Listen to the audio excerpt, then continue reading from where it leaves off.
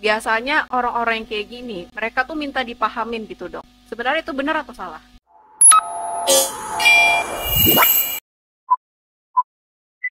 Mereka tuh minta dipahamin gitu dok. Sebenarnya itu benar atau salah? Sebenarnya mungkin lebih tepatnya mereka mencari orang untuk mendengarkan mereka. Manusia itu makhluk sosial. Istilahnya ketika orang itu sedang down, terpuruk, dan mereka yang kan dia masih energinya masih ada ya. Dia akan berusaha bercerita, berusaha curhat. Agresinya masih tinggi. Kalau burnout sudah nggak cerita lagi. Kita yang harus bercerita, ajak mereka cerita. Kalau ini tidak. Mereka cerita aja. Dan memang kita harus jadi pendengar yang baik. Makanya kerjanya psikolog, psikiater, dan semua rekan-rekan saya itu kerjanya cuma jadi pendengar sebenarnya. Dengar curhatan orang. Nggak ada lebih dari itu. Kayak gitu.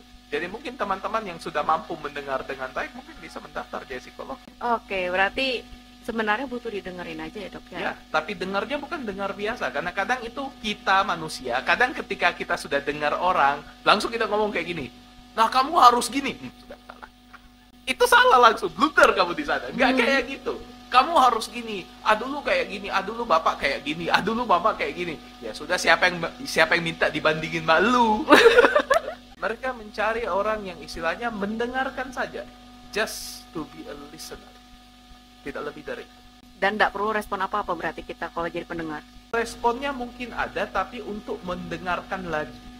Just to be a listener. Makanya listener itu posisi yang paling tinggi dalam manusia sebenarnya. Mereka mendengarkan orang. The listener. The listener itu sangat susah. Susah kita mendengarkan orang tanpa kita mengkritik bahkan di kepala kita. Harus belajar. Itu harus dilatih. Makanya mencari adalah ya the listener ini. Orang yang mendengarkan, listen tanpa harus menjudge. Intinya mereka pengen didengerin gitu ya dok ya?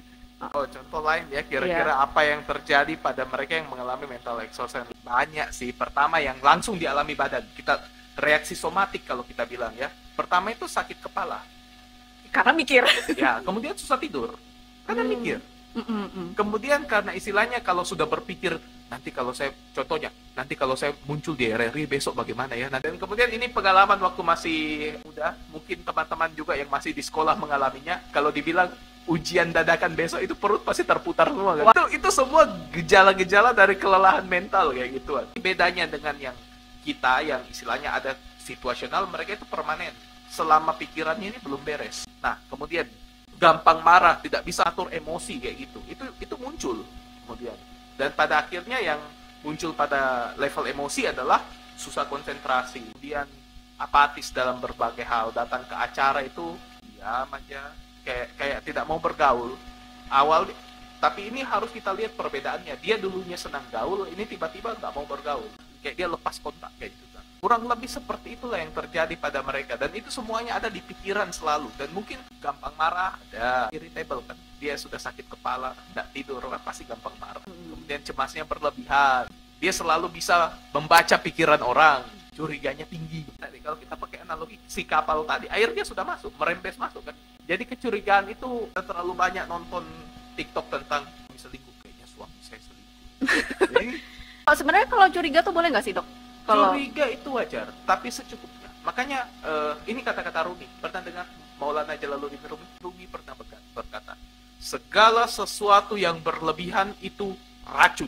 Cemas yang berlebih itu racun.